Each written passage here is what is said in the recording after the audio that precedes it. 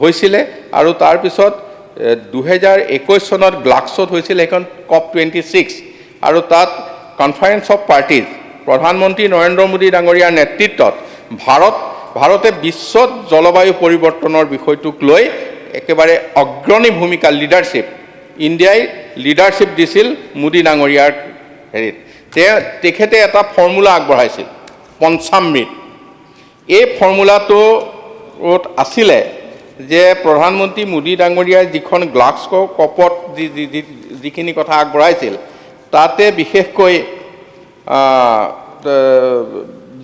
যি পাঁচটা কথা তেখেতে আগবঢ়াইছিল সেই পাঁচটা কথাৰ ভিতৰত আমি মূল কথা আছিল যে ভাৰতবৰ্ষই 2030 চনৰ ভিতৰত অজীৱাশ্ম ইন্ধনৰ পৰা আহৰিত শক্তিৰ সামৰ্থ্য 500 গিগাৱাটলৈ বৃদ্ধি কৰিব যাৰ কাৰণে আমি চৰকাৰৰ এতিয়া বিভিন্ন আঁচনি বিভিন্ন বাজেটত আমি পাই আছো যে ফসিল ফুয়েলটো আমি নাইকিয়া কৰিবৰ কাৰণে কমাই দিবৰ কাৰণে এতিয়া 2030 চনৰ ভিতৰত ভাৰতে প্ৰয়োজনীয় শক্তিৰ চাহিদাৰ বাবে 50% শক্তি নৱীকৰণযোগ্য ৰিনিউৱেবল এনাৰ্জিৰ উৎস পূৰণ কৰিব এইটো এটা 2 নম্বৰ 3 নম্বৰ কথাটো আছিল যে 2030 চনৰ ভিতৰত ভাৰতে যেটো কাৰ্বন বেছ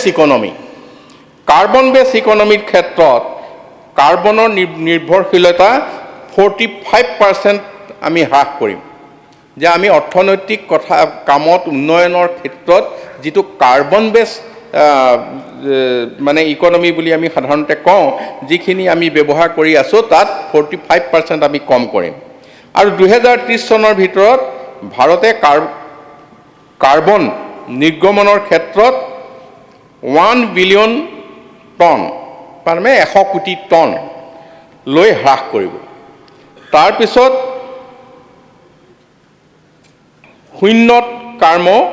শূন্য কাৰ্বন নিৰ্গমন তাৰমানে 2070 চনত আমি এনেকৈ গৈ থাকিলে নেট জিৰ' হ'ব নেট জিৰ' গতিকে এই ধৰণৰ প্ৰস্তাৱ যেতিয়া মোদী ডাঙৰীয়াই আগবঢ়ালে আৰু মোদী ডাঙৰীয়াৰ এই ক্ষেত্ৰত আমাৰ আৰু এটা কথা তাৰ পিছত চিকাগো সন্মিলনত আগবঢ়াইছিল সেইটো হৈছে জলবায়ু পৰিৱৰ্তনৰ যেটো প্ৰত্যাহ্বান ইয়াক মোকাবিলা কৰিবৰ বাবে বিশ্ববাসীৰ সন্মুখত পৰিৱেশৰ বাবে জীৱনশৈলী চমুকে আমি লাইফ বুলি কওঁ হেৰিটো লাইফ গতিকে ইয়াক দাঙি ধৰিলে আৰু দাঙি ধৰাৰ পিছত ইয়াৰ কাৰণে ক'লে যে এটা গণ আন্দোলন হ'ব লাগিব লাইফটো আমি লাইফষ্টাইল ফৰ এনভাইৰনমেণ্ট গতিকে ইয়াত পঞ্চামৃতৰ যিকেইটা লক্ষ্য এই লক্ষ্যকেইটা সামৰাৰ লগতে তেখেতে আৰম্ভ কৰিলে মিছন লাইফ এতিয়া মিছন লাইফৰ ক্ষেত্ৰত আমি পৰিৱেশ অনুকূল জীৱনশৈলীৰ অভিযান 2022 চনৰ 20 অক্টোবৰত আমাৰ ভাৰতবৰ্ষত আমি ষ্টেচু অফ ইউনিটি তাত আমি প্ৰধানমন্ত্ৰীয়ে ৰাষ্ট্ৰসংঘৰ সেক্ৰেটাৰী জেনেৰেলৰ সন্মুখত এইটো মিছন লাইফটো উদ্বোধন কৰিলে আৰু মিছন লাইফ উদ্বোধন কৰি তাত তেখেতে সাতটা কথা ক'লে যে সাতটা হৈছে কি যে পানী সংৰক্ষণৰ বাবে অভিযান শক্তি সংৰক্ষণৰ বাবে অভিযান এবাৰ গ্ৰহণযোগ্য প্লাষ্টিকৰ প্ৰচলন হ্ৰাস কৰাৰ বাবে অভিযান বহনক্ষম খাদ্য প্ৰণালী গ্ৰহণৰ বাবে অভিযান আৱৰ্জনা হ্ৰাস স্বচ্ছতা কাৰ্য কৰাৰ বাবে অভিযান ইলেক্ট্ৰনিক আৱৰ্জনাৰ সীমিতকৰণৰ বাবে অভিযান আৰু সুস্বাস্থ্যৰ বাবে অনুকৰণীয় জীৱনশৈলী প্ৰচাৰ কৰাৰ বাবে অভিযান এই সাতটা থিম প্ৰধানমন্ত্ৰী ডাঙৰীয়াই আমাৰ যেনেকে ৰিঅ' ডি জেনেৰিঅ'ত 1992ত এটা গুৰুত্বপূৰ্ণ সিদ্ধান্ত হৈছিল ঠিক তেনেকে আমাৰ unity of statue of unity যেটো আমাৰ গুজৰাটত তাৰ সন্মুখত এই দুইটা আমাৰ চকুৰ আগলৈ একেধৰণে আহে ৰিঅ' ডি জেনেৰিঅ' আৰু ষ্টেচু অফ ইউনিটি এই স্থানত মোদী ডাঙৰীয়াই এই 7টা হেৰি কৰিলে আৰু 75টা উপায় দিলে। স্বাধীনতাৰ অমৃত কালত 75 বছৰত তেখেতে 75 বছৰত আমাৰ 75টা উপায় দিলে। এতিয়া আপোনালোকে যদি ভাবে যে এইবিলাক ভাৰতবৰ্ষৰ প্ৰধানমন্ত্ৰী মোদী ডাঙৰীয়াই এইখিনি কৰিলে, আমি কি কৰিলোঁ? আমি অসমত যোৱা 21 মাৰ্চত মাননীয় মুখ্যমন্ত্ৰী ডক্টৰ হিমন্ত বিশ্ব শৰ্মা ডাঙৰীয়াৰ নেতৃত্বত ৰাজ্যিক স্তৰত আমি এই মিছন লাইফ কাৰ্যসূচীৰ শুভ উদ্বোধন কৰিলোঁ আৰু তাত 7টা মূল বিষয়বস্তু লৈ আমাৰ সকলোৰে যি দৈনন্দিন জীৱন প্ৰণালী, তাত যি 75টা কাৰ্যকলাপে আমাক মিছন লাইফৰ যিটো অভিযান, এই অভিযানৰ ক্ষেত্ৰত আমাক যি সহায় কৰিছে, সেই ক্ষেত্ৰত আমি গোটেই ৰাজ্য জুৰি প্ৰতিখন জিলাত 7টা দিন আমাৰ এই মিছন লাইফৰ আমি গোটেই কাৰ্যসূচীখিনি পালন কৰিলোঁ, যাৰ যিটো শুভ উদ্বোধন আমাৰ মাননীয় মুখ্যমন্ত্ৰী ডক্টৰ হিমন্ত বিশ্ব শৰ্মাই কৰিলে আৰু কৰাৰ পিছত আমি অসমতো এই মোদী ডাঙৰীয়াৰ যিটো ঘোষণা আৰু যিটো ভাৰতবৰ্ষত উদ্বোধন হ'ল আৰু এই ক্ষেত্ৰত যিটো আমাৰ অসম চৰকাৰে এই গোটেইখিনি কথাত আমাৰ এটা গুৰুত্বপূৰ্ণ ভূমিকা গ্ৰহণ কৰি আমাৰ ৰাজ্যখনতো আমাৰ science and technology climate change ডিপাৰ্টমেণ্টৰ জৰিয়তে এই কাৰ্যসূচীখিনি আমি কাম কৰি আছোঁ।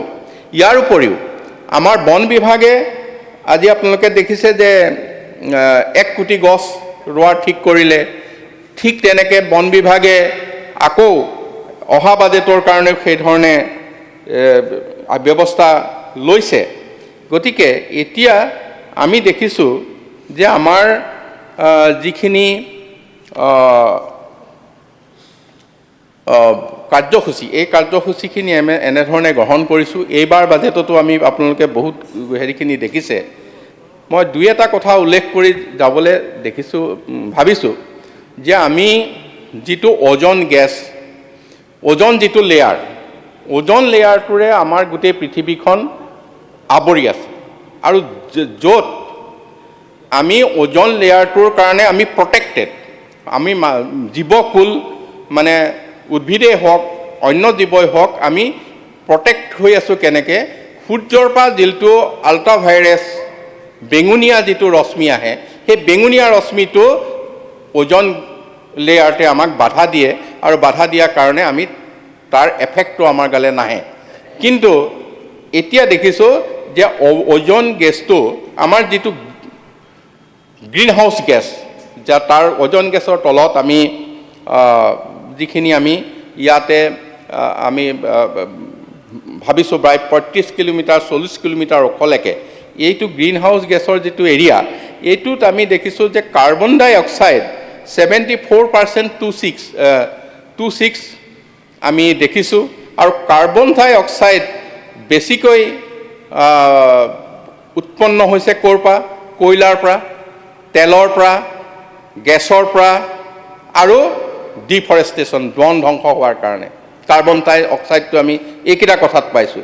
মিথেন গেছ 17.26% যে মিথেন, ইয়াত আমি দেখিছোঁ যে ক'ৰ পৰা আমি এইটো আহৰণ কৰিছোঁ যে গছ গছনি জ্বলোৱা, পথাৰত আৱৰ্জনা জুই জ্বলাই দিয়া আৰু আমি ধাননি পথাৰ প্ৰাকৃতিক জলাশয় আদি যিবিলাক আমি ডেমেজ কৰিছোঁ, সেইবিলাকৰ পৰা আমি এই মিথেন গেছটো পাইছোঁ। ক্ল'ৰ'ফ্ল'ৰ কাৰ্বন এইটো 2.19%, ইয়াত আমি ক'ৰ পৰা পাইছোঁ? আমি এচিৰ পৰা পাইছোঁ, আমি য'ত এচিত আছোঁ, ৰিফ্ৰিজাৰেটৰৰ পৰা পাইছোঁ, ফ্ৰিজৰ পৰা পাইছোঁ, এই বডি স্প্ৰেৰ পৰা পাইছোঁ, যিবিলাক অন্য কেমিকেলযুক্ত, আমি ঘৰত ৰং দিছোঁ তাৰ পৰা যিটো কেমিকেল আছে সেইটোৰ পৰা পাইছোঁ। গতিকে তাৰপিছত আমি যদি চাওঁ নাইট্ৰাছ অক্সাইড, নাইট্ৰাছ অক্সাইড জীৱাশ্ম ইন্ধন, বায়'মাছ বাৰ্ণিং বা ৰাসায়নিক সাৰ আদি যিবিলাক ব্যৱহাৰ কৰি আছোঁ ইয়াৰ পৰা পাইছোঁ। এই আটাইকেইটা ধৰি ল'লোঁ গ্ৰীণ হাউচ এৰিয়াটোত আমাৰ গ্ৰীণ হাউচ গেছ বুলি যিটো আমি কওঁ, এই ক্ষেত্ৰত আমি কৈ আছোঁ নেট জিৰ' ইমিশ্যনৰ কথা কৈ আছোঁ। এই নেট জিৰ' ইমিশ্যন হ'বৰ হ'লে এতিয়া আমাৰ এই ক্ষেত্ৰখন আমি কেনেকৈ কণ্ট্ৰল কৰিম, এই কথাটো আমি চিন্তা কৰিব লাগিব বা তেনেকৈ পদক্ষেপ ল'ব লাগিব।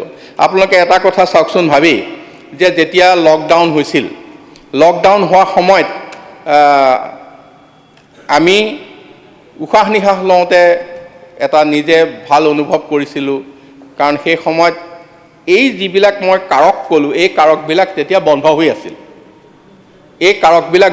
আছিল। পক্ষীকুল হওক, জীৱ জন্তু হওক, ৰাস্তাৰ কাষলৈ, ঘৰৰ ওচৰলৈ চব আহিছিল। মানে গোটেই এটা প্ৰাকৃতিক পৰিৱেশ, গছবিলাক যেন খুব আগতকৈও ভাল হৈ উঠিল। গতিকে এনেকুৱা যিটো প্ৰাকৃতিক পৰিৱেশ, এই পৰিৱেশটো আমি লকডাউনৰ সময়ত পাইছিলোঁ, যিটো আমাৰ চিভিলাইজেশ্যন বুলি কওঁতে যি গোটেইবিলাক ইণ্ডাষ্ট্ৰিজ গোটেই সোপা আহিল, এই সোপা অহাৰ আগৰ দিনটোলৈ আমি 50-60 বছৰ 70 বছৰৰ আগৰ দিনটো আমি লকডাউনত পালোঁ। ঠিক তেনেকৈ তাৰমানে এতিয়া আমি যদি চাওঁ যে আমি দ্ৰুত মানে উদ্যোগীকৰণ, ব্যাপক হাৰত বনাঞ্চল সংকোচন, মানুহৰ অত্যাধুনিক জীৱন প্ৰণালী, এই গোটেইবিলাকৰ কাৰণেই আমাৰ কাৰ্বন ডাই অক্সাইডটো বৃদ্ধি পাইছে। এতিয়া যদিও পশ্চিমীয়া দেশে আৰম্ভ কৰিলে ইণ্ডাষ্ট্ৰিয়েলাইজেশ্যন, আৰু বৰ্তমানত আমি এটা কথা আমি দেখিবলৈ পাইছোঁ, সেইটো হৈছে যে মানে বায়ুমণ্ডলত কাৰ্বন ডাই অক্সাইডটো এমিশ্যন হ্ৰাস কৰাৰ ক্ষেত্ৰত আমাৰ আটাইতকৈ গুৰুত্বপূৰ্ণ বিষয় হিচাপে আমাৰ ওচৰত উত্থাপিত হৈছে। আৰু আমি যেতিয়া চাওক, এই বেলেগ যিবিলাক দেশ, উন্নত দেশ, আজি আমি যিবিলাক ডেভেলপ কাণ্ট্ৰি বুলি কওঁ, আমি যদি আণ্ডাৰ ডেভেলপ কাণ্ট্ৰিবিলাকে জীৱাশ্ম ইন্ধনবিলাক, কয়লাৰ পৰা হওক, অইলৰ পৰা হওক, অন্যবিলাক হওক, তেওঁলোকে আজি 200 বছৰ 250 বছৰৰ পৰা উলিয়াই লৈ পেলাই তেওঁলোকে ডেভেলপ হৈ গ'ল, তেওঁলোকে উন্নত হৈ গ'ল। কিন্তু এতিয়া তেওঁলোকে কৈ আছে যে সকলোৱে জীৱাশ্মটো বন্ধ কৰিব লাগে। তেওঁলোকে আমাক পলিউটেড কৰি দিয়াৰ পিছত এতিয়া সকলোৱে বন্ধ কৰিবলৈ কৈছে। এতিয়া আপুনি কয়লাৰ কথা কৈছে, ধৰক এতিয়া ভাৰতবৰ্ষত আজি যিবিলাক আণ্ডাৰ ডেভেলপ কাণ্ট্ৰিয়ে নিজৰ যিটো জীৱাশ্ম ইন্ধন ষ্টক হৈ আছে, মানে নিজৰ দেশখনত যিখিনি জমা হৈ আছে, সেই জমা হৈ থকা এইখিনি ইন্ধন, এইখিনি এনাৰ্জি, এইখিনি শক্তি কেনেকৈ ব্যৱহাৰ কৰিব। তেতিয়া আজি আপুনি কয়লাৰ বিষয়টো আনিছে। কয়লাৰ ক্ষেত্ৰত হৈছে, চাওক যে আমাৰ যিটো মই এই তথ্যটো অৱশ্যে খনিজ আমাৰ মাইনিঙৰ পৰা আনিছোঁ, খনিজ বিভাগৰ পৰা। এইটো আমাৰ বিভাগ পোনপটীয়াকৈ জড়িত নহয়। চৰকাৰৰ যিটো কয়লা মন্ত্ৰালয় আছে, এই কয়লা মন্ত্ৰালয়ে 2030 চনলৈকে আমাৰ কিছুমান লাইচেঞ্চ ৰিনিউ কৰিছে। কিছুমান লাইচেঞ্চ ৰিনিউ কৰাৰ ক্ষেত্ৰত হৈছে কি, লিডু বৰগোলাই মাইনিং লিজ, এইটো 2030 চনলৈকে ৰিনিউ কৰা আছে। ইয়াতে 4 বৰ্গ মাইল মানে এৰিয়া, তিৰাপ কোল গ্ৰাণ্ট মাইনিং লিজ, লেখা পানী, টিংৰাই পানী, চব একে অঞ্চলতে সেইফালে। টিংৰাই পানী যিটো মাইনিং লিজ 4.48 স্কুৱেৰ কিলোমিটাৰ, এই গোটেইখিনি গভৰ্ণমেণ্ট অফ ইণ্ডিয়াই এইটোৰ লাইচেঞ্চটো ৰিনিউ কৰিছে 2030লৈকে। গতিকে তাৰ ভিতৰতে আমাৰ যিখন নামদাং কোল গ্ৰাণ্ট আছে, সেইখন ফৰেষ্টৰ কাৰণে বন্ধ হৈ আছে, সেইটো ফৰেষ্ট এৰিয়া। তাৰ বাদে বাকীখিনি লিজত দিয়া আছে। ইয়াৰ কথা হ'ল কি, কৰি দিম চমু, মোৰ একো নাই, ক'বলৈ ক'লে আৰু এঘণ্টাও কৈ থাকিব পাৰোঁ, আৰু নহ'লে চমু লাগিলে চমু কৰি দিম।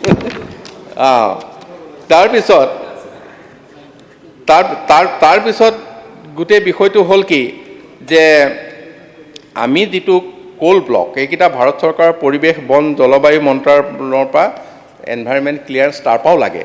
গতিকে এই কথাখিনি কয়লাৰ বিষয়টো এনেধৰণে চলি আছে নিশ্চয় এই ক্ষেত্ৰত এটা চৰকাৰে সিদ্ধান্ত ল'ব আৰু তাৰ ক্ষেত্ৰত চৰকাৰে বিকল্প কিছুমান ব্যৱস্থা লৈছে এতিয়া কয়লাটো এনেকুৱা বস্তু কয়লাটো তাত লৈ গৈ ক'ৰবাত ইন্ধন হিচাপে যেতিয়া কৰিব সেই সময়তো মানে এফেক্ট কৰে কয়লা তাত দমাই থ'লেও তাৰ পৰা যিটো বৰষুণ পৰি পানী ওলায় নদীলৈ বৈ গ'ল সেইটোৱে এফেক্ট কৰে সালফাৰ তাত আছে এচিড ক্ৰিয়েট হয় গতিকে এনেকুৱা যিখিনি কাম এই কথাখিনি আমাৰ সকলোৰে চকুৰ আগত আমাৰ আহিছে আৰু আমি সেইকাৰণে ভাবিছোঁ যে এই ক্ষেত্ৰত আমি কিছু সিদ্ধান্ত চৰকাৰে লৈছে আৰু ভৱিষ্যতে ল'ব লগাও আছে ইয়াতে আৰু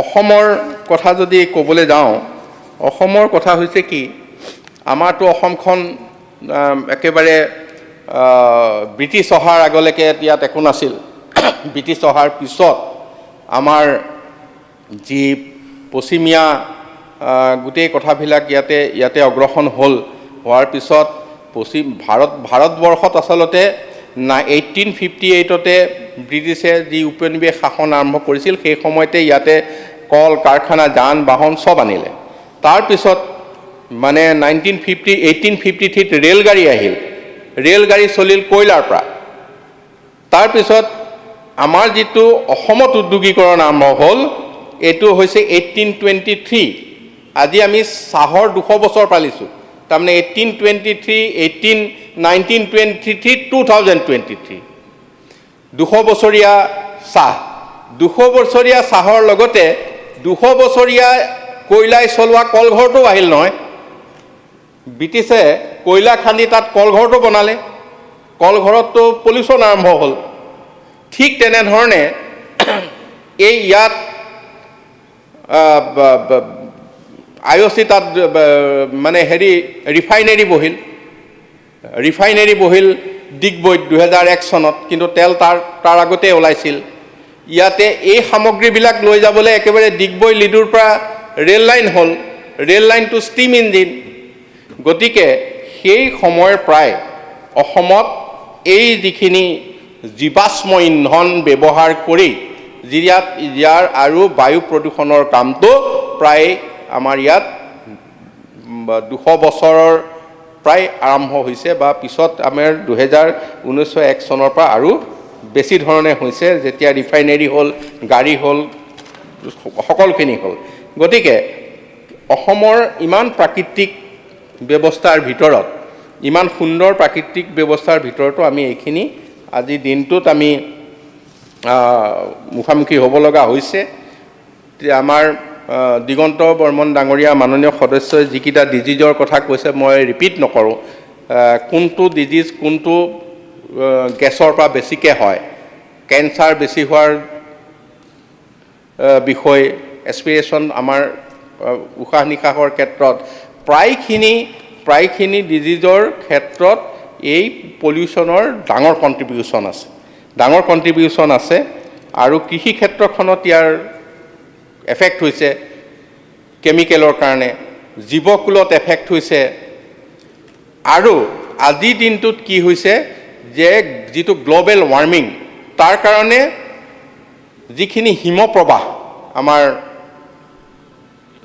গ্লেচিয়াৰ এই ঠাইবিলাক এতিয়া বৰফ গলা আৰম্ভ কৰিছে আমি হিমালয়ৰ পাদদেশত সেইখিনি জায়গাত দেখিছোঁ 60 ফুটলৈকে তলত হিমপ্ৰবাহ হৈ নামি আহিছে সৰু সৰু দ্বীপবিলাক পানীৰে ডুব গৈছে আজি বাংলাদেশতো এইটো কথা আৰম্ভ হৈছে এতিয়া তাৰ কাৰণে কি হৈছে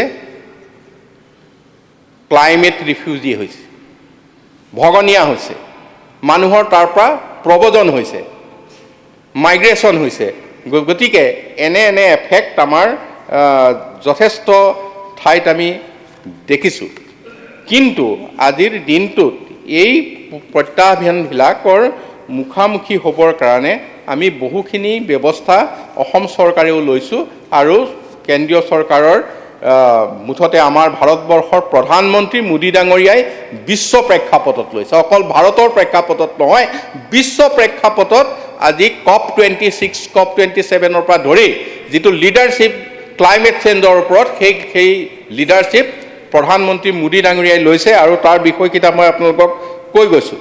এতিয়া চাওক আমাৰ মুখ্যমন্ত্ৰী ডাঙৰীয়াই যিখিনি ব্যৱস্থা লৈছে তাৰ ভিতৰত আমি দেখিছোঁ যে 2023 যোৱা বাজেটত আমি দিছোঁ যে গ্ৰীণ বাজেটৰ ব্যৱস্থা।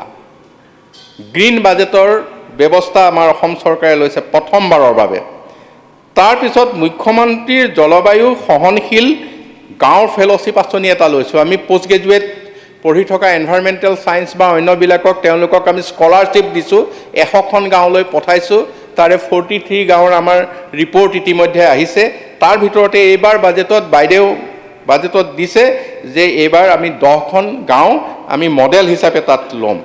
তাৰপিছত গ্ৰীণ ইনোভেশ্যন ফাণ্ড, যাৰ দ্বাৰা অলপ দিন আগতে আমি মুখ্যমন্ত্ৰীৰ প্ৰতিষ্ঠানিক বৃক্ষৰোপণ দিছিলোঁ। প্ৰতিটো কাৰ্যালয়তে সকলো চৰকাৰী বিষয়াই এই কাৰ্যালয়ত এই বৃক্ষৰোপণ হৈছিল। তাৰপিছত আমাৰ প্ৰকৃতি সংৰক্ষণ, সেউজ আৱৰণ বৃদ্ধিৰে জলবায়ু পৰিৱৰ্তনৰ প্ৰতিৰোধৰ বিকল্পতাৰ বিষয়ে জনসজাগতাটো এইবিলাক হৈ আছে। আমাৰ বন বিভাগৰ তৰফৰ পৰা মোকামিলাৰ বাবে প্ৰচেষ্টা অব্যাহত ৰাখিছে। অমৃত বৃক্ষ আন্দোলন আৰম্ভ হৈছে। তাৰপিছত ৰাজ্যত 1 কোটি গছপুলি যোৱাবাৰ 17 ছেপ্টেম্বৰত আমাৰ ৰুইছে। ঠিক তেনেকৈ কাৰ্বন ছিকুৱেশ্যনৰ প্ৰয়াস আমি যিখিনি তাক হ্ৰাস কৰিব লাগে সেইখিনি কথা আমি চেষ্টা কৰিছোঁ। তাৰপিছত আমাৰ এনেধৰণৰ বহুত কাৰ্যসূচীয়ে আমাৰ লোৱা হৈছে। আজি মই কৈ গ'লে আৰু 2-4টা কথা ক'ব পাৰোঁ যে আজি ট্ৰেন্সপৰ্ট বিভাগে লৈছে মানে ইলেক্ট্ৰিকেল বাছ, তাৰপিছত CNG আহিছিল। ঠিক তেনেধৰণে পাৱাৰ শক্তি বিভাগে লৈছে যে আমাৰ চ'লাৰ লাইট। এতিয়াতো এইবাৰ বাজেটত কোৱা হৈছে নতুন ঘৰ যিমান কৰিব ওপৰত তেওঁলোকে চ'লাৰ লগোৱাটো বাধ্যতামূলক। এছেম্বলিটো লৈছে গাড়ী, বেটাৰী গাড়ী, এছেম্বলিটো বেটাৰী গাড়ী চলিছে। এছেম্বলিটো আমাৰ মাননীয় অধ্যক্ষ মহোদয়ে এছেম্বলিৰ ভিতৰত যেনেকৈ আমি আৰ্কলজিকেল ছাইটত মানে পলিউশ্যন নহ'বৰ কাৰণে আগ্ৰালৈ গ'লে তাজমহলত আমি দেখিছোঁ যে বেটেৰী গাড়ীত যাব লাগে। আমাৰ এছেম্বলিত আচলতে বেটেৰী গাড়ী মাননীয় অধ্যক্ষ মহোদয়ে আৰম্ভ কৰিছে, আমি ধন্যবাদ জনাইছোঁ। গতিকে এনেধৰণে কিছু ব্যৱস্থা আমি লৈ আছোঁ আৰু ভৱিষ্যতৰ দিনত এইখিনি আৰু বাঢ়ি যাব। এতিয়া আমি গ্লেচিয়াৰ কথাটো মই কৈ গৈছোঁ অলপ আগতে। তাৰ কাৰণে আমাৰ হিমপ্ৰবাহৰ মানে সেইটো গ্ল'বেল ৱাৰ্মিঙৰ কাৰণে যিটো কমি যোৱাৰ কাৰণে আমাৰ মানে গোটেই চেঞ্জটো তাত আহিছে। পানী বাঢ়িছে, ক'ৰবাত পানীটো শুকাই গৈছে, বৰষুণ বেছি হৈছে, বৰষুণ কম হৈছে। গতিকে এনেকুৱা চেঞ্জিংবিলাক আমাৰ ইটোৰ পিছত সিটো আহি আছে। আৰু আমাৰ এটা কথা আমি ধন্যবাদ দিব লাগিব। আমাৰ সকলোৱে কৈ আছিল যে বন বিভাগৰ ক্ষেত্ৰত মানে যিটো India state of forest report মানে 2005 to 2021 তাৰ ভিতৰত প্ৰথম অৱস্থাত আমাৰ ফৰেষ্টৰটো কম আহিছিল। যিটো লেটেষ্ট ৰিপৰ্টত আমি পাইছোঁ 2011 পৰা 2000 এই সময়ছোৱাত আমি বিগত বছৰতকৈ আমাৰ সেউজীয়া এলেকা 638 এইটো গভৰ্ণমেণ্ট অফ ইণ্ডিয়াৰ ৰিপৰ্ট 638 বৰ্গ কিলোমিটাৰ বৃদ্ধি হৈছে। এই সময়ছোৱাত ফৰেষ্ট এইটো বৃদ্ধি হৈছে। গতিকে এই কামখিনি আমাৰ অতি মানে সাৱধান মানে অতি দূৰদৰ্শী চিন্তাৰে আমাৰ মুখ্যমন্ত্ৰী ডাঙৰীয়াৰ নেতৃত্বত আমি আগবাঢ়িবলৈ সক্ষম হৈছোঁ। আৰু আমি দেখিছোঁ যে যিটো কাৰ্বন ষ্টকৰ ক্ষেত্ৰত আমাৰ বিশেষকৈ গছ, তাৰপিছত ৱেটলেণ্ড, মাটি সকলোতে এইটো এবজৰ্ব কৰে। গতিকে যিহেতু এবজৰ্ব কৰে এই কথাখিনিত আমাৰ বেলেগ লৈছে। এতিয়া চাওক আমাৰ জলসম্পদ বিভাগে এটা সময়ত ইয়াক ফ্লাড কণ্ট্ৰল বুলি কোৱা হৈছিল। মাথাউৰি বান্ধিব লাগে এইটোৱে মানুহে জানিছিল। এতিয়া জলসম্পদ বিভাগৰ এইবাৰ বাজেটত আহিছে যে আমি ৱেটলেণ্ডবিলাক তাত খান্দি তাত জলাশয়ৰ আমি সৃষ্টি কৰিম আৰু নদীৰ এক্সেছ পানীটো তাত ষ্টক কৰিম। এইটোৰ দ্বাৰা আমি যথেষ্টখিনি এবজৰ্ব কৰিব পাৰিম। আৰু আৰবানৰ পৰাও আমি দেখিছোঁ, ইৰিগেশ্যনত আমি আগতে ডিজেল পাম্প দি পেলাই আমি পানী উঠাইছিলোঁ, এতিয়া ছ'লাৰ পইণ্টত ছ'লাৰ দি পেলাই ইয়াৰ যিটো ইৰিগেশ্যন ছিষ্টেম এইটো হৈছে। এতিয়া এই গোটেই কথাবিলাক আমি ইটোৰ পিছত সিটো আমি যিকোনো প্ৰকাৰে আমাৰ আগবঢ়াই লৈ যাবলৈ আমি সক্ষম হৈছোঁ আৰু আমি আশা কৰিছোঁ যে আমাৰ বায়ুমণ্ডলৰ যিকেইটা স্তৰ তাৰমানে ট্ৰেপস্ফিয়াৰ বা ষ্ট্ৰেটস্ফিয়াৰ যিকেইটা বিশেষকৈ 5টা স্তৰৰ ভিতৰত য'ত আমি অজন লেয়াৰ পাওঁ তাৰ আগৰ 5টা স্তৰ, এই 5টা স্তৰৰ ভিতৰত আমি এই স্তৰকেইটাত আমাৰ যাতে গ্ৰীণ হাউচ যিটো এফেক্ট গেছৰ সেই এফেক্টটো কেনেকৈ কমাব পৰা যায়, অজন লেয়াৰটো কোনো ধৰণে এফেক্ট নোহোৱাকৈ তাত আমি যাতে সূৰ্যৰ যিটো আল্ট্ৰাভায়োলেট ৰে এই ৰেটো যাতে আমাৰ অনিষ্ট কৰিবলৈ আহিব নোৱাৰে, বিজ্ঞানসন্মতভাৱে এটাৰ পিছত এটাকৈ এইবিলাক অধ্যয়নৰ পিছত আমাৰ কাম বনখিনি আগবাঢ়িছে আৰু আমি আশা কৰিছোঁ যে আহিব লগা দিনত আমাৰ আজিৰ আলোচনাতে বিধানসভাত যথেষ্টখিনি আমাৰ সকলোকে কনচাৰ্ণ কৰিব। আমি এই ক্ষেত্ৰত আগবাঢ়িম আৰু এই ক্ষেত্ৰত আগবাঢ়িলে আমি নিশ্চয় ভৱিষ্যতৰ দিনত আমি এই প্ৰত্যাহ্বানৰ যিটো সন্মুখীন হৈছোঁ এই প্ৰত্যাহ্বানৰ সন্মুখীনটো আমি মোকাবিলা কৰিব পাৰিম আৰু আমি আশা কৰিছোঁ আমাৰ দিগন্ত বৰ্মন ডাঙৰীয়াই নলবাৰীৰ বিষয়ে এটা উল্লেখ কৰিছিলে। নলবাৰীৰ ক্ষেত্ৰত ইয়াত আচলতে নলবাৰী বুলি নহয়, অসমৰ আমি দেখিছোঁ যে 5খন জিলা, তাৰ ভিতৰত নলবাৰীও আছে। 5খন জিলা বুলি ক'লে গুৱাহাটী, নলবাৰী, নগাঁও, শিৱসাগৰ আৰু শিলচৰ। এই 5খন জিলাতে এনেধৰণে প্ৰদূষিত জিলা হৈ আছে বিভিন্ন কাৰণত। এতিয়া আমি তেখেতে ডাম্পাৰৰ কথা কৈছে, ট্ৰেক্টৰৰ কথা কৈছে, তেখেতৰ বিষয়টোত এই কথাখিনি উল্লেখ আছিল আৰু আমি যিটো দেখিছোঁ তাত এয়াৰ কোৱালিটি যিটো ইণ্ডেক্স আমি নলবাৰীত মানে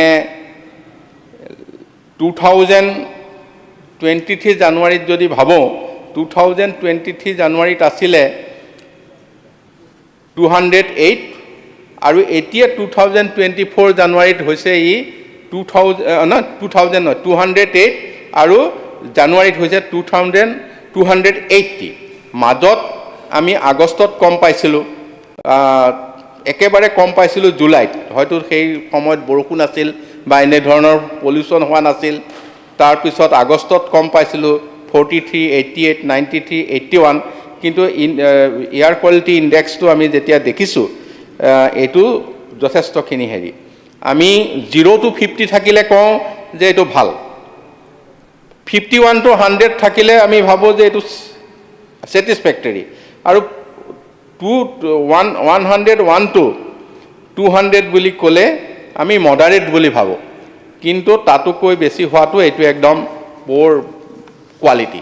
গতিকে আমি যিটোৰ পৰা আমি ইয়াৰ এফেক্টটো পাওঁ, গতিকে এই গোটেই ক্ষেত্ৰখন এনেধৰণে অধ্যয়ন কৰা হৈছে আৰু আমি যিটো 100খন গাঁৱত সেইকাৰণে আমি এই অভিযানটো লৈছিলোঁ আৰু 100খন গাঁৱৰ ক্ষেত্ৰত আমি তাত যিসকলক কাম কৰিবলৈ দিছোঁ তেওঁলোক হৈছে মাষ্টাৰ ডিগ্ৰী ছায়েন্সৰ ষ্টুডেণ্ট, হয় মানে ফাইনেল ইয়েৰো হ'ব পাৰে, হ'ব পাৰে। তেওঁলোকৰ মাজত আমি এপ্লিকেশ্যন বিচাৰি তেওঁলোকক পৰীক্ষা কৰি, তাত এনভাইৰমেণ্টেল ছায়েন্সো আছে, তেওঁলোকক আমি গাঁৱলৈ পঠাইছিলোঁ আৰু তাত 43টা ৰিপৰ্ট আমাৰ হাতলৈ আহিছে যে আমি যিকেইখন গাঁও ক্লাইমেট ৰিজিলিয়েঞ্চ ভিলেজ হিচাপে গঢ়ি তুলিবৰ কাৰণে সেই গাঁওখনত আমি কি কথা কম আছে, কি কথা তাত আমি জড়িত হ'ব লাগিব, কি কথা আমি ৰিফৰ্ম কৰিব লাগিব। গতিকে এই অভিযানবিলাক আমি কৰি আছোঁ, সেইবিলাক ভৱিষ্যতৰ বাবে আন কথাৰ বাবে এটা মডেল হিচাপে আহিব, বা আমি 100খন গাঁও পৰীক্ষা কৰিলে নিশ্চয় আমি গম পাম যে বাকীবিলাকৰ ক্ষেত্ৰত আমি কি ব্যৱস্থা গ্ৰহণ কৰিব লাগিব। গতিকে এইখিনি কথা মই আপোনালোকৰ ওচৰত উত্থাপন কৰিলোঁ, আৰু আমি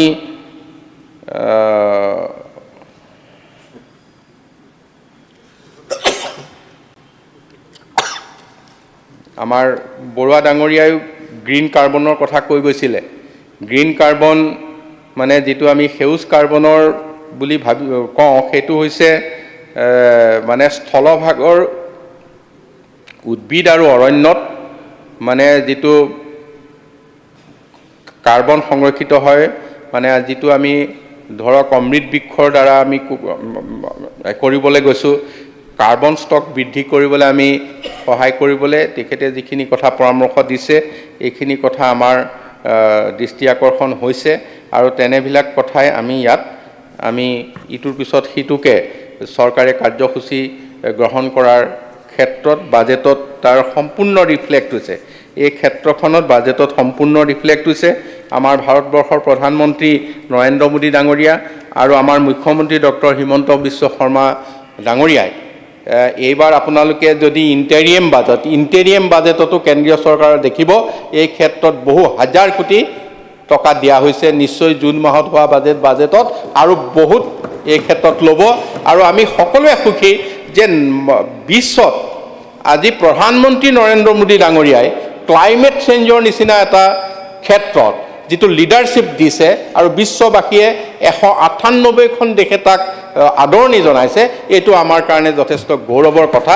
আৰু ভাবিছোঁ ইণ্ডিয়াৰ লিডাৰশ্বিপত এইখিনি G20 যেতিয়া দিল্লীত হৈছিল, এই বিষয়টো সম্পূৰ্ণ তাত ঠাই পাইছিল।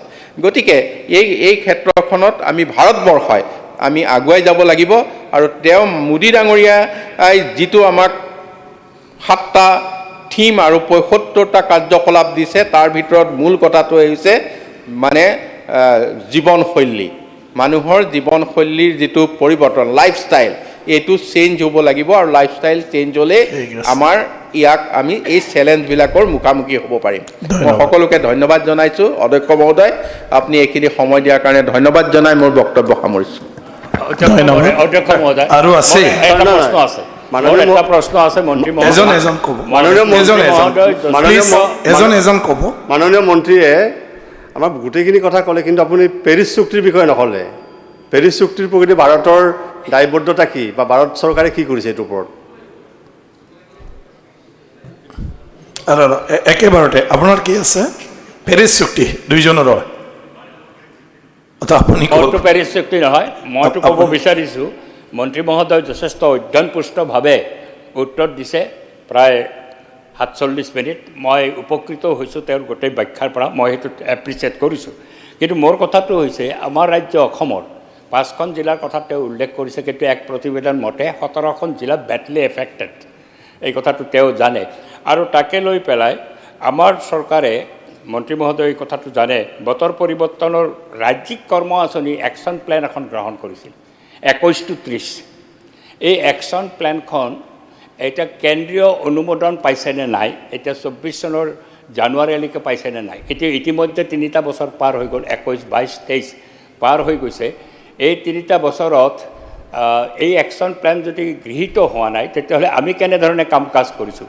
আৰু একশ্যন প্লেনখন গৃহীত কৰাই লৈ পেলাই যেহেতু আমাৰ ৰাজ্যখনৰ 17খন জিলা বেডলি এফেক্টেড এই ক্ষেত্ৰত, জলবায়ুৰ ক্ষেত্ৰত, এইটো এটা তৎপৰতাৰে যদি মানে ব্যৱস্থাটো নলয়, যদি একশ্যন প্লেনখনেই গ্ৰহণ নহয়, এই বহুদিন হোৱা নাই, 21-22তো নহ'লেই, 23তো নহ'ল, এতিয়া 24ত কি অৱস্থাত আছে তেওঁ জানিব। আৰু এই একশ্যন প্লেনখন গ্ৰহণ কৰি পেলাই আমাৰ ৰাজ্যখনৰ এই 17খন জিলা প্ৰদূষণ মুক্ত কৰাৰ কাৰণে উদ্যোগ কি ল'ব। আৰু এই বিগত 3টা বছৰ আমাৰ এনেই গ'ল, সেই একশ্যন প্লেন মতে কাম হোৱা নাই, বহুত অন্য কাম হৈছে, তেওঁ কৈছে অন্য কামৰ কথা, কিন্তু এটা একশ্যন প্লেনত পৰিকল্পিতভাৱে ইয়াক মোকাবিলা কৰাৰ কাৰণে ব্যৱস্থাটো কেনেকৈ ল'ব।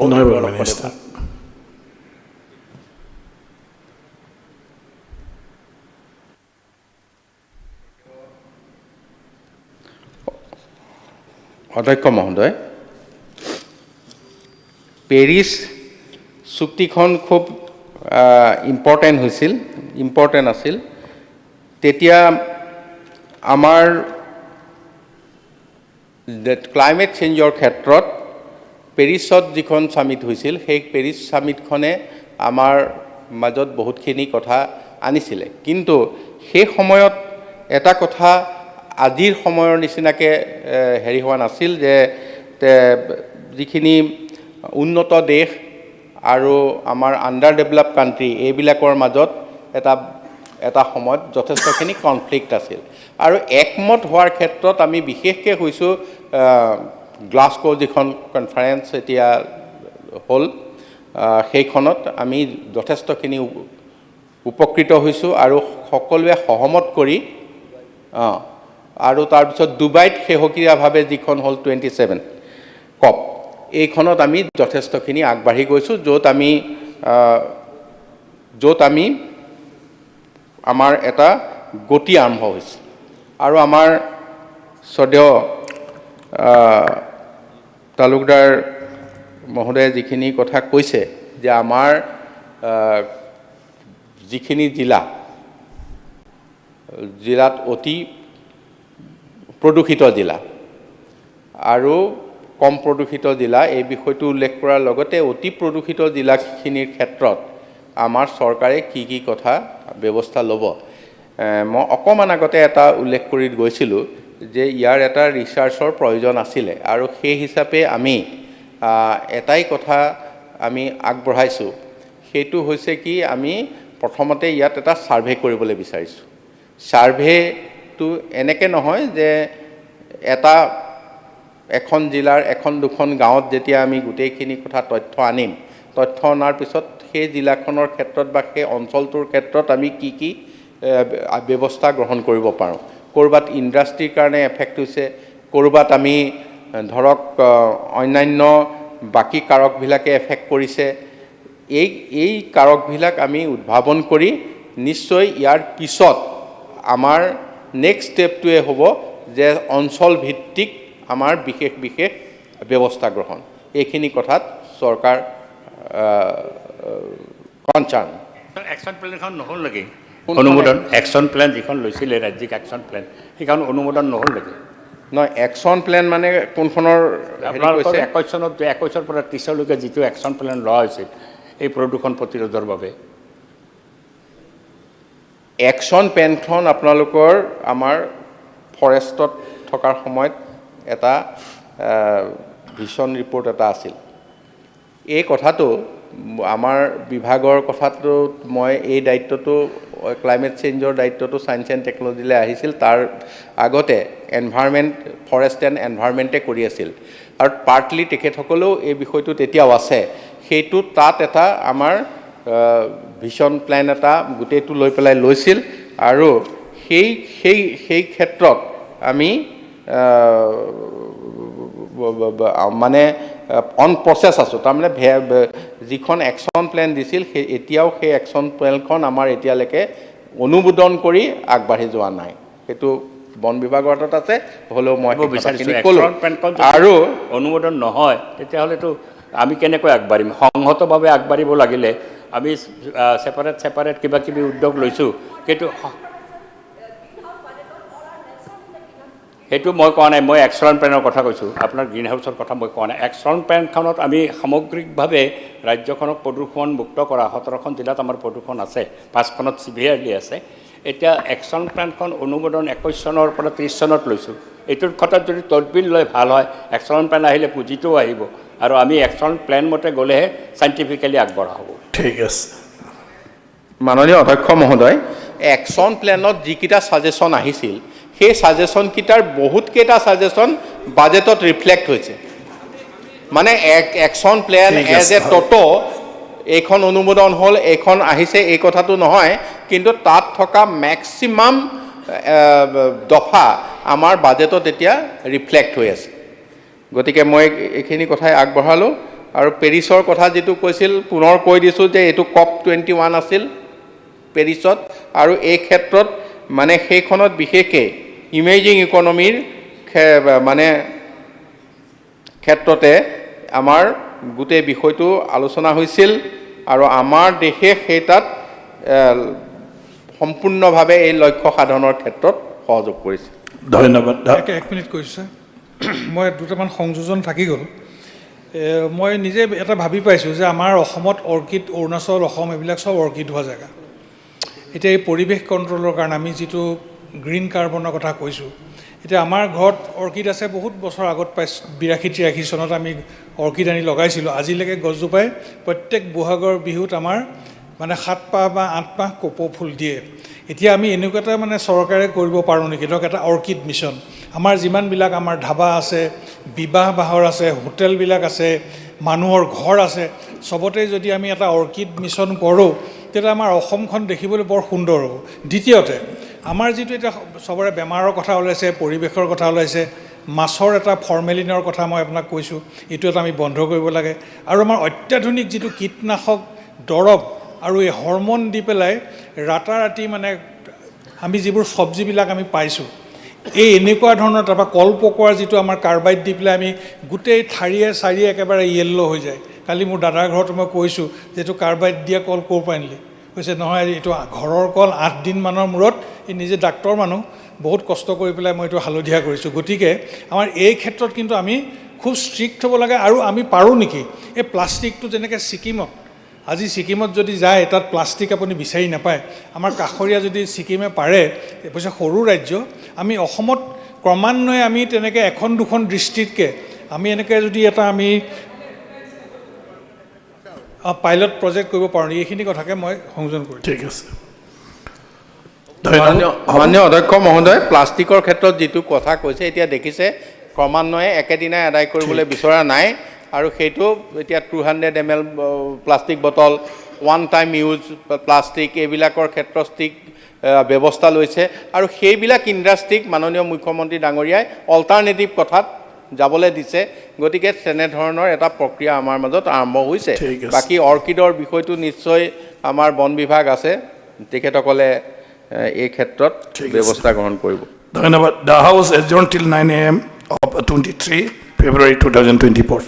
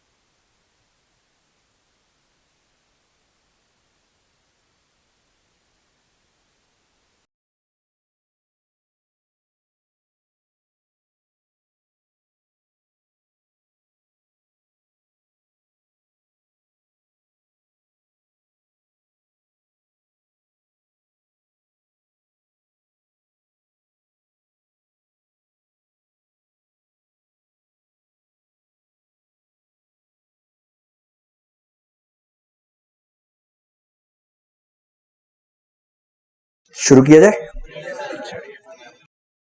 तो सबसे पहले आप सबका बहुत बहुत स्वागत है। और हम लोग अब लंबे समय तक साथ में पढ़ने वाले हैं। लंबे समय का मतलब क्या है वो भी समझने शुरू में समझ लेते हैं।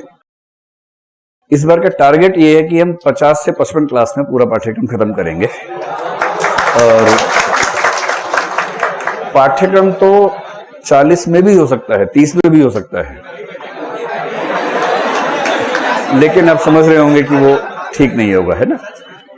तो हम लोग करीब 50 से 55 क्लास में सारे टॉपिक्स कवर करेंगे। पिछली बार डिक्टेशंस वाला काम थोड़ा ज्यादा हुआ था क्योंकि कुछ नए टॉपिक्स थे। इस बार वो नोट्स हमने तैयार करवा लिए हैं, तो हम डिक्टेशन उतनी ज्यादा नहीं करेंगे, जहां बहुत जरूरी होगा वहीं पर लिखेंगे और पॉइंट्स के फॉर्म में ज्यादा लिखने का प्रयास करेंगे, ठीक है, जो एथिक्स में जरूरी भी है। क्यों जरूरी है अभी समझ में आएगा आप लोगों को। मेरा अनुमान है कि आप सबने जीएस का कुछ ना कुछ हिस्सा पढ़ा होगा, अब मतलब एकदम नए विद्यार्थी नहीं होंगे, थोड़ा सा आपको आइडिया इस फील्ड का है, वो ठीक भी है। वैसे एथिक्स कोई भी पढ़ सकता है, इसके लिए मतलब बहुत पुराना होने की जरूरत नहीं है, नया विद्यार्थी पढ़ सकता है। लेकिन थोड़ा सा जीएस पढ़ने के बाद एथिक्स पढ़े तो सुविधा होती है, मैच्योरिटी का लेवल थोड़ा सा बेहतर रहता है।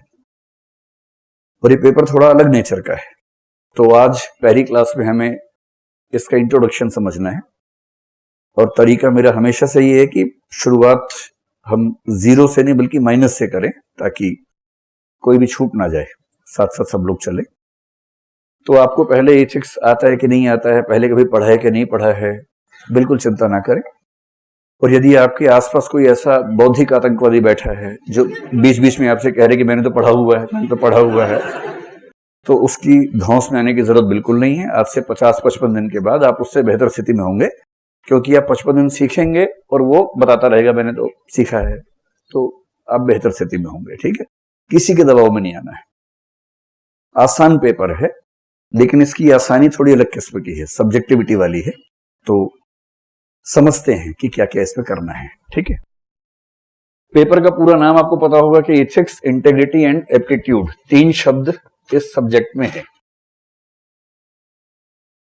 और प्रसिद्ध जो है ये एक शब्द से है, जो कि एथिक्स है। तो पेपर का नाम जो है वो है एथिक्स, इंटेग्रिटी एंड एप्टीट्यूड। इनमें से एथिक्स को हम हिंदी में क्या कहें, इसको लेके दिक्कत है। कुछ लोग कहते हैं कि ये नीति शास्त्र है और कुछ कहते हैं कि नैतिकता है। ये दिक्कत भी क्यों है आज आपको समझ में आएगा। और हम इसके दोनों अनुवाद दिमाग में रख के चलेंगे। दरअसल अलग अलग कंटेक्स्ट में दोनों अनुवादों का अलग अलग महत्व है।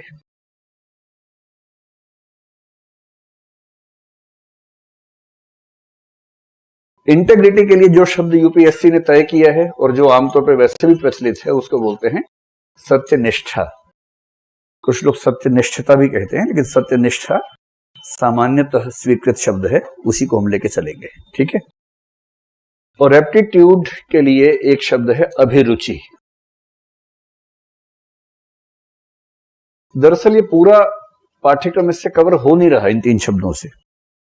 यूपीएससी की मजबूरी ये है कि इसमें अलग अलग प्रकार के टॉपिक शामिल हैं इस पाठ्यक्रम में। अब जैसे पूरा एक विषय मान लीजिए इतिहास है, प्राचीन, मध्यकालीन, आधुनिक, विश्व इतिहास। आप कम से कम उसका नाम रख सकते हैं इतिहास, क्योंकि उसमें इतिहास के ही विभिन्न हिस्से हैं। इस पाठ्यक्रम की समस्या यह है कि इसमें किसी एक विषय के विभिन्न हिस्से नहीं हैं। ये बिखरे बिखरे टॉपिक्स हैं। उन टॉपिक्स को मिला के एक टोकरी में ठूंसा गया है या सहेजा गया है। नाम कैसे रखें? जैसे मान लीजिए कि फलों का टोकरा है, जिसमें 10 संतरे हैं, 10 आम हैं, 10 लीची हैं, 5 अमरूद हैं, 4 केले हैं। अब या तो आप कहते हैं फलों का टोकरा, या आप क्या करेंगे, जो ज्यादा संख्या में 2-3 फल हैं उनका नाम लेके बोलेंगे कि आम, संतरा और सेब का टोकरा।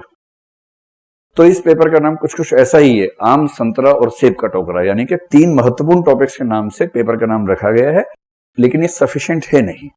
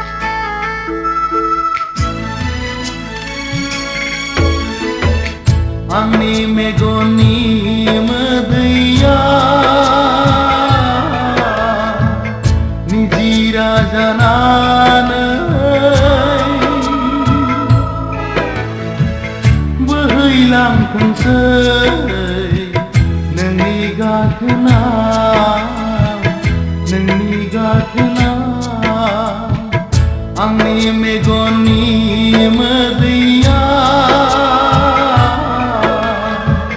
nijira janan bahailam kusai nangni gatna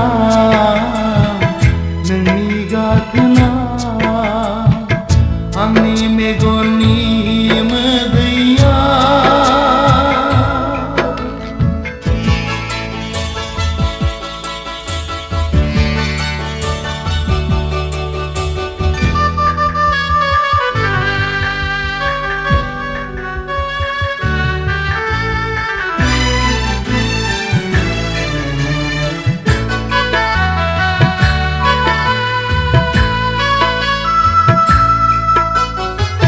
Onzai na yau ang giang nang lo menjira mizi ngau julia nan jana menjana ma Onzai na yau ang giang nang lo menjira mizi ngau julia nan jana menjana ma Mượt lang bay nâng khả phá lì rê khá cơ Mượt lang bay nâng khả phá lì rê khá cơ Jiu ni la maya Hon tha si gợi bani Hon su li janan Hon su li janan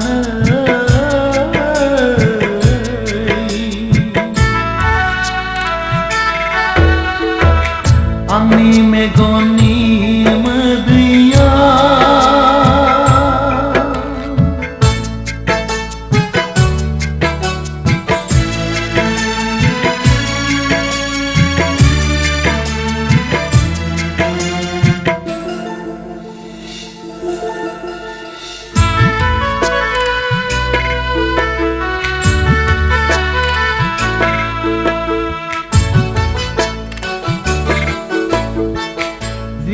Za từng sợi đầy mà nâng ni hàng maya Seli ra za từng sợi dinga nâng ni song sara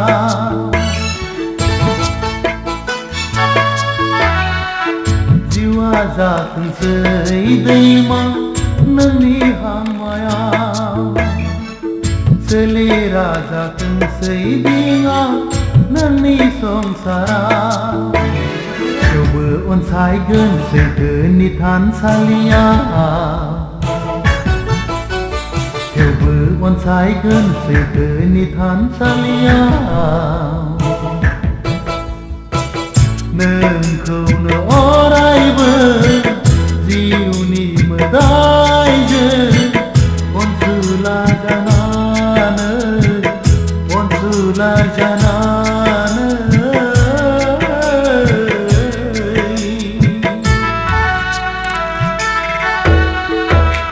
Angni megoni madya nijira janan bahailam kusai nangni gatna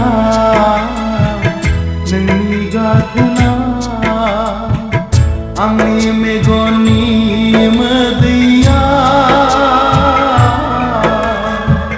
nijira janan bahailam kusai nangni gatna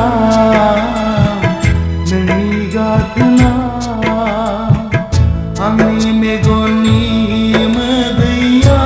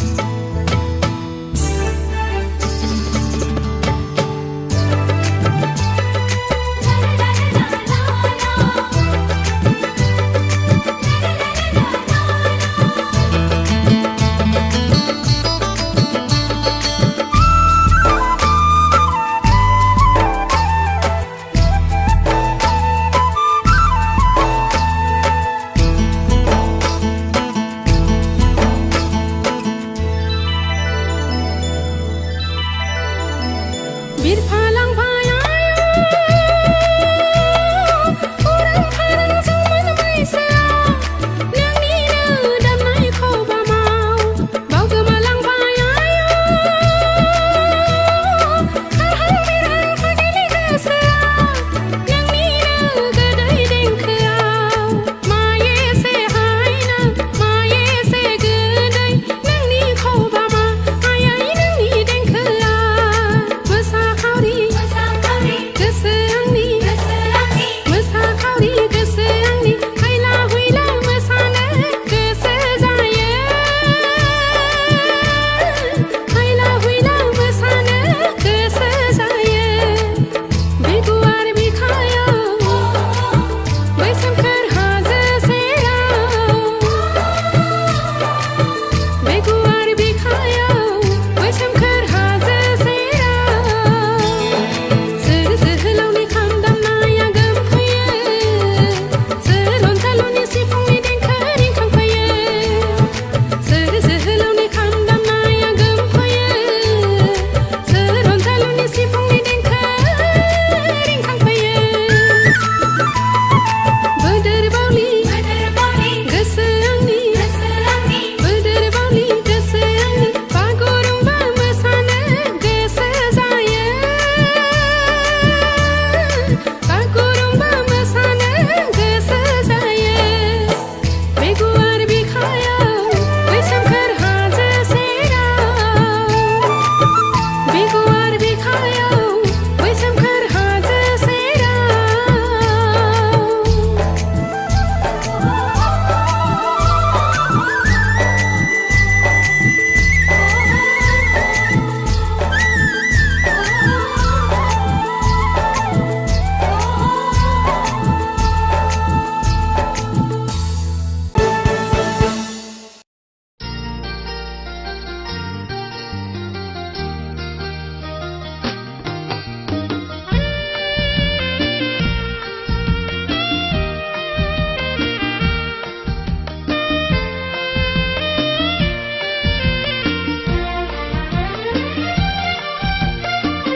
गोसोखौ हमथा हमथा थागोन नोंनिफ्राय आन्दो गोजानाव गोसोखौ बुरखाय बुरखाय दोनगोन जेबो दि गैया आंहा आं गनायबाय आं फोथायबाय नोंल' गोजोनै था आं गनायबाय आं फोथायबाय नोंल'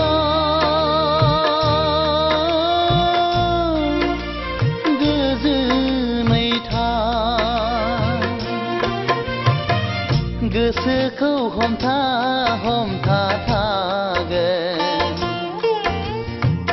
नोंनिफ्राय आन्दो गोजानाव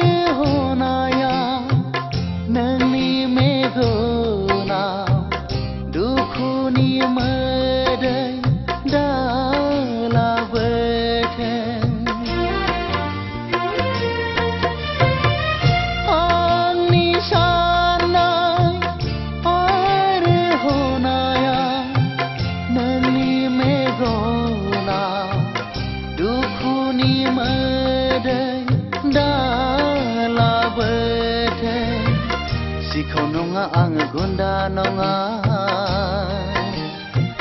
नोंखौ खावना लायनो मा पापनि साजा मोनखो आं थैनो बादि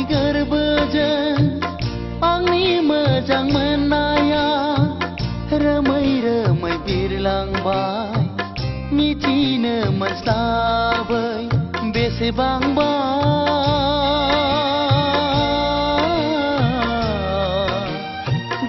गोजाना दुखुनि मोदै गदों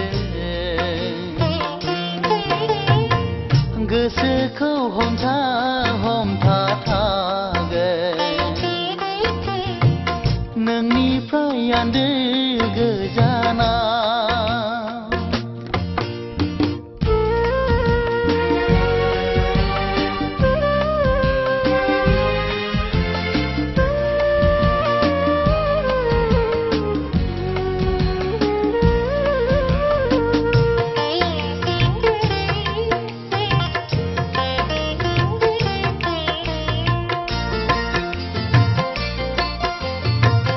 आंनि जिउ आरो जोनोमानो नोंनि सानसेया मुगै सुगै मुगै जाबाय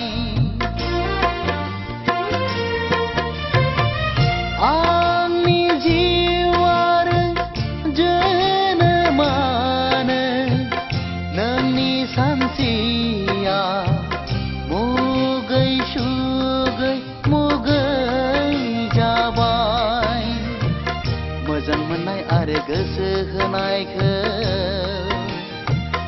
आंनो रोंदोंबोला बावगारनायखौबो आंनो रोंनांसिगोन इनाय नागारि नोंसोर मा मिथिनो मोजां मोननायखौ बिखा गैया नोंसोरहा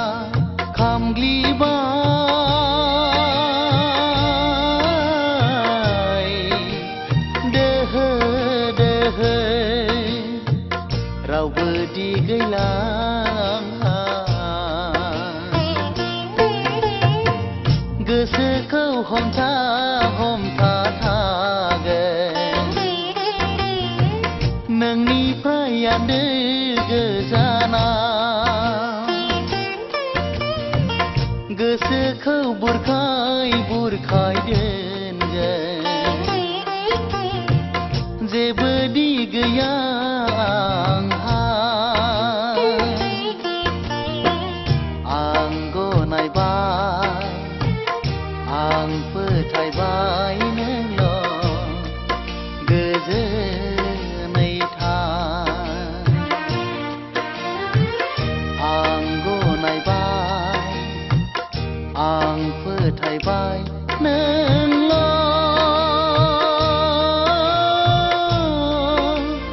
गोजोनै था गोसोखौ हमथा हमथा थागोन नोंनिफ्राय आन्दो गोजाना गोसोखौ बुरखाय बुरखाय दोनगोन जेबो दि गैया आंहा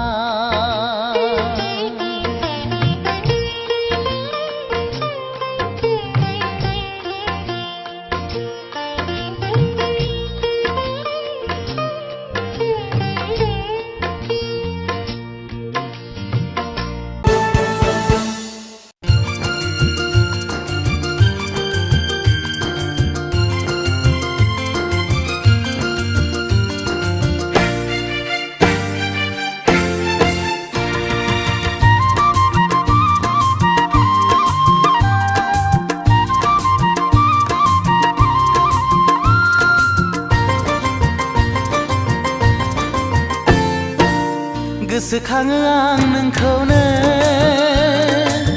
गोसोखाङो आं नोंखौनो गोसोखाङो आं नोंखौनो जेरावखि थाया नोंनि महराल' गोसो मेगनाव बेरखांफैयो गोसोखाङो आं नोंखौनो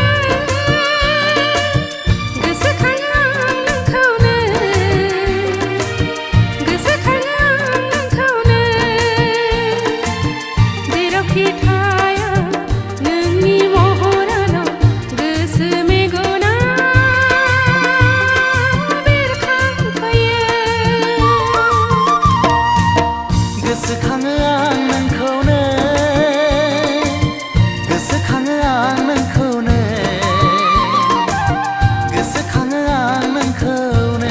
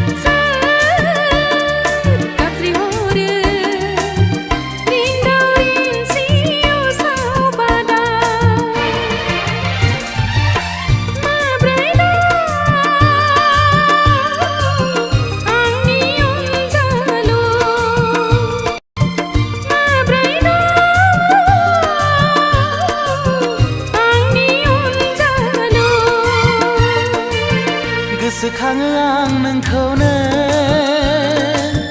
गोसोखाङो आं नोंखौनो गोसोखाङो आं नोंखौनो जेरावखि थाया नोंनि महराल' गोसो मेगनाव बेरखांफैयो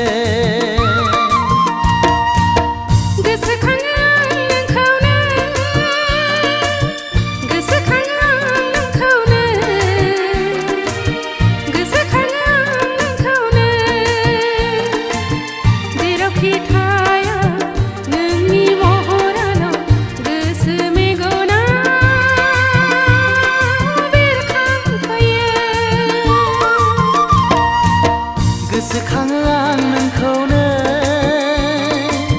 गोसोखाङो आं नोंखौनो गोसोखाङो आं नोंखौनो गोसोखाङो आं नोंखौनो गोसोखाङो आं नोंखौनो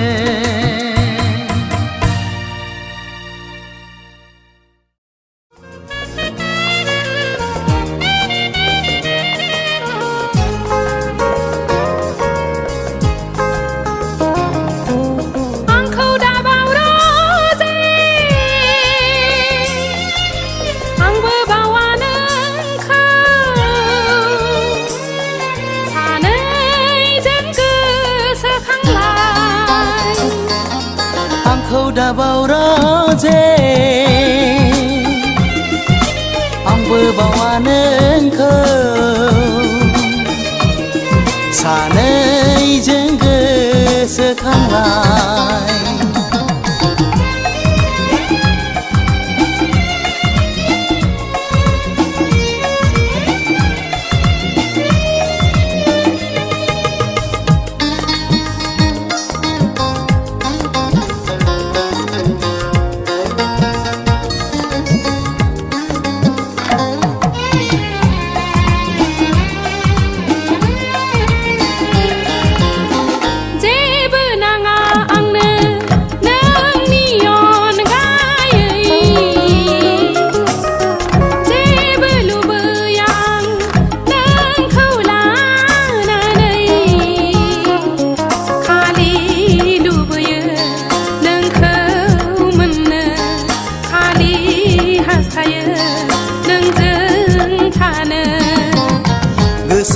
लुबैनाय बुंथ्र' हाया बिखाया गावो सोदोब गैया सान फाथोलो जिंगा सिहाबो हर फाथोलो गोसोखांहाबो आंखौ दाबावरोजे आंबो बावा नोंखौ सानैजों गोसोखांलाय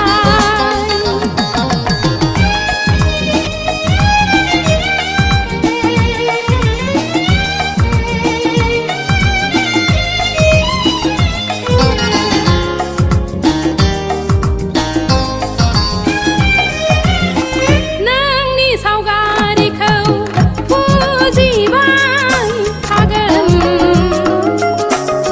बावजानो गिनानै बिलिरबाय थागोन गोसोआ खाथियाव थाबाय थानायनि अननाया गोरबोआव रिंबाय थानायनि जेसेबां गोसोखाङो मिलौवो जेसेबां सानहाबो मोनदाङो दिनै आंहा नोंनि आन्दोआव दिनै आंहा नोंखौ मिजिङाव आंखौ दाबावरोजे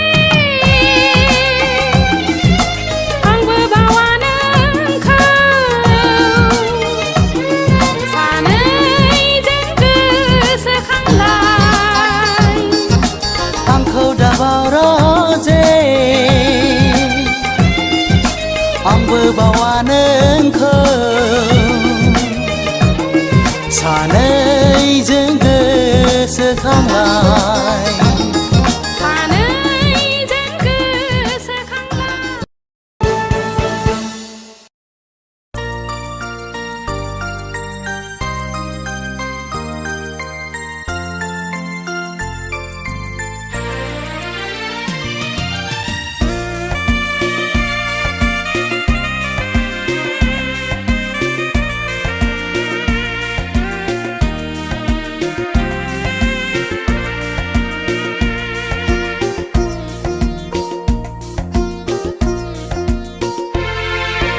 आंनि गोसोआ आंनि जिउआ आंनि साननाया नोंखौल' नांगौ नोंखौल' नांगौ हानाय नङा रावखौबो नोंखौ नङाब्ला नोंखौ नङाब्ला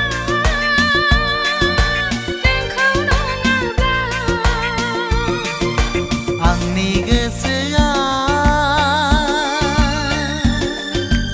आंनि जिउआ आंनि साननाया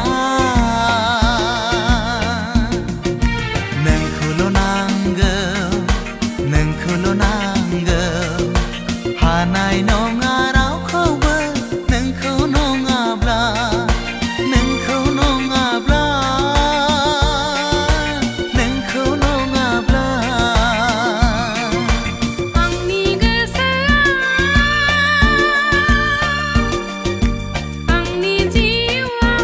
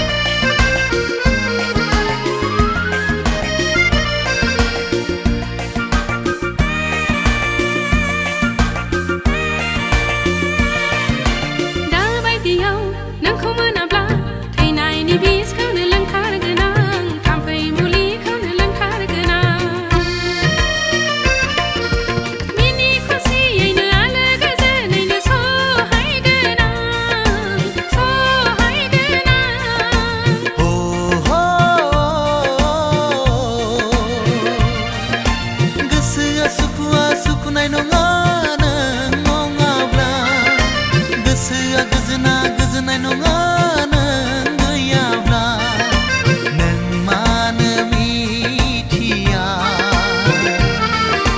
नों मानो बुजिया आंनि गोसोआ आंनि जिउआ आंनि साननाया नोंखौल' नांगौ नोंखौल' नांगौ हानाय नङा रावखौबो नोंखौ नङाब्ला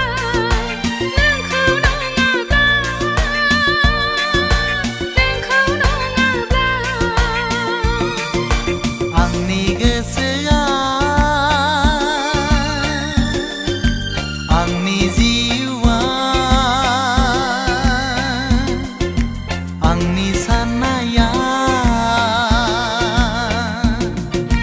नोंखौल' नांगौ नोंखौल' नांगौ हानाय नङा रावखौबो नोंखौ नङाब्ला हानाय नङा रावखौबो नोंखौ नङाब्ला हानाय नङा रावखौबो नोंखौ नङाब्ला हानाय नङा रावखौबो नोंखौ नङाब्ला नोंखौ नङाब्ला नोंखौ नङाब्ला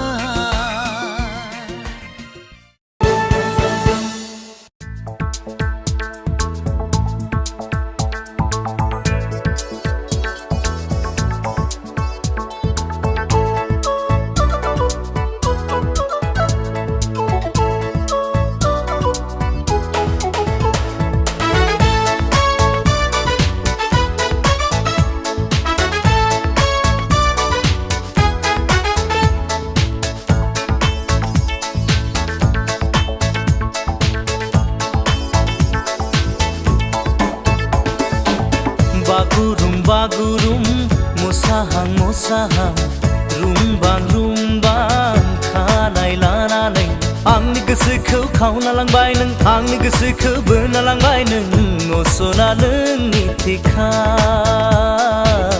असना नों खिन्थाखा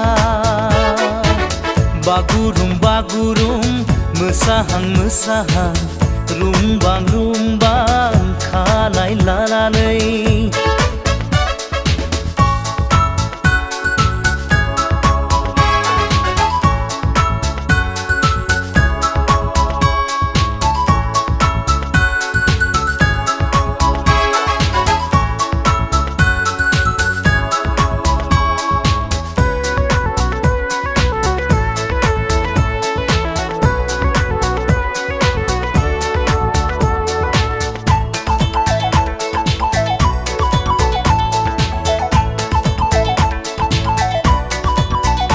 मादि जादु दङ नोंनाव मादि मोन्थोर दङ नोंनाव जेब्लाबो फागोला खालामो जेब्लाबो गोसोखौ बोर होयो जेब्लाबो जावलिया खालामो जेब्लाबो सोमोनांहोयो नोंनि महर मुसिया नोंनि राव फाव सना नोंनि महर मुसिया नोंनि राव फाव सना बागुरुम बागुरुम मोसाहां मोसाहां रुमबां रुमबां खानाय लानानै